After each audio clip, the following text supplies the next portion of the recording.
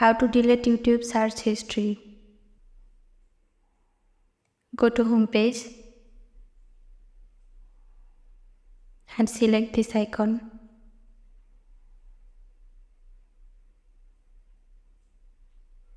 Now go to settings. Select manage all history. Select your account if you have logged in multiple accounts.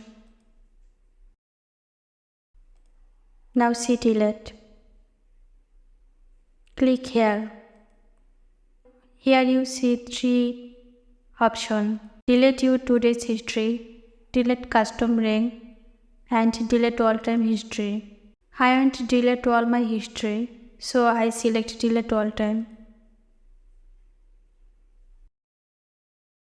Click here, delete. Deletion complete. Now back to your home page.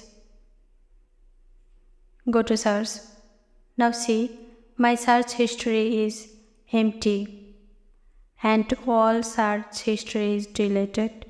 So friends, thanks for watching. Please subscribe my channel.